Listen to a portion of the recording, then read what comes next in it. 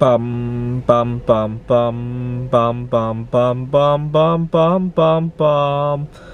The Peter Dislike Show.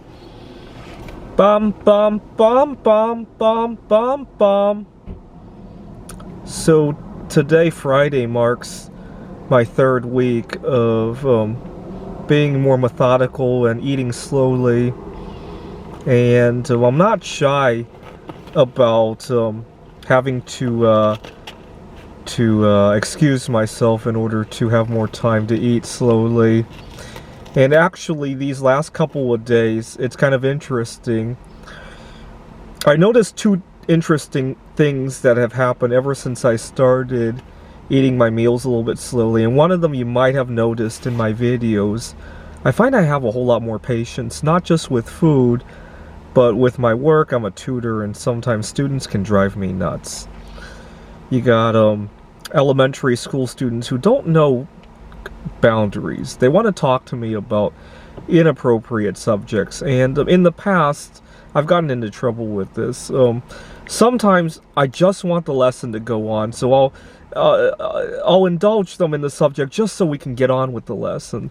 So the kids want to know about my personal life, how much money I have, if I have a girlfriend, if I ever done so-and-so with a girl, what extreme sports I've ever done, why I drive such a crappy car, among other not so appropriate subjects. And you got a kid who's wasting 10-15 minutes wanting the answer to that. It's very tempting to answer them just so the lesson can move on.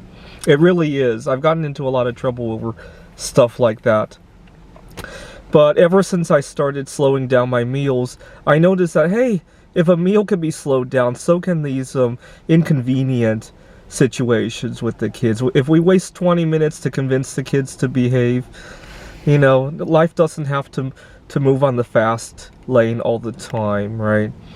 So I've slowed down considerably. The other thing I've noticed is that I can't tolerate watching other people eat anymore. It grosses me out. Today I was at a cafeteria at a Whole Foods, and I worked up the nerve because this guy who was sitting next to me, he said a prayer before he was eating. I'm not sure what religious prayer it was, but he said a prayer before he was eating. And then I realized that, gee, he's not really appreciating the food that his maker is giving him. And so I gently tapped my finger on there.